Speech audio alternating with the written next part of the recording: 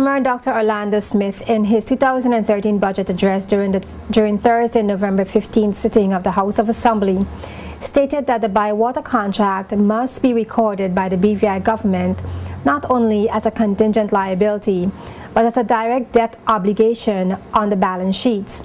The Premier said such obligations are why major contractual agreements must be carefully analyzed before being entered into. Since it is indeed true that a properly run government institution is a prerequisite for a well-managed and robust economy.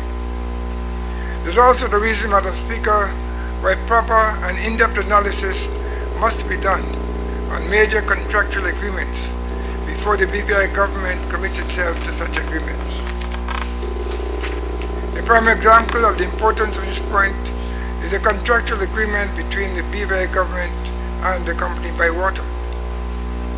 Madam Speaker, based on international public sector accounting standards, this public-private partnership agreement must be recorded by BVI government not merely as a contingent liability, but as a direct debt obligation on the balance sheet of the BVI government, in the very much the same way as if a loan was taken out by the government of the British Virgin Islands.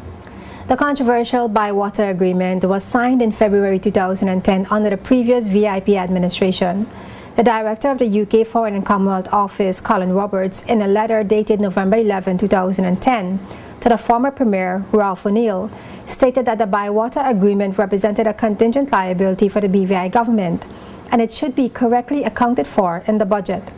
Nearly 2 years later, on October 2012, in response to a question posed by 3rd District Representative Julian Fraser, Premier Smith explained that the Biwater contingent liability was not included in the 2012 budget estimates because it was impossible to know what losses the contract might incur at the time. The contingent liability as applies to the Biwater contract was not accounted for in the 2012 budget estimates. It was not represented because it has not been possible to this moment to reasonably estimate the amount of loss that may be associated with the potential liability. Nor can I at this time determine the likelihood of the liability. When these factors can be determined, then the contingent liability will be accounted for in the financial statements of the government.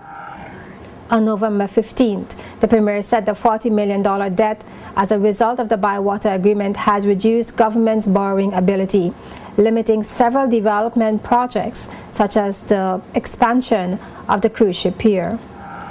This debt obligation, Madam Speaker, which is in excess of $40 million, reduces by this amount the borrowing that we can incur in order to provide for the needs of our people here in the Virgin Islands. In full recognition of these potential pitfalls, the cruise pier project has been subjected to strict guidelines, whether financial or procedural, such that all potential partners will be aware of the limitations of what this government will accept in order to ensure that not only are the principles of good governance followed, but that the interests of the people of this territory are protected and promoted. The Biwater water purchase agreement is a 16-year contract between government and the UK-based company Biwater. The company says it has invested $25 million so far, but it is yet to begin producing water.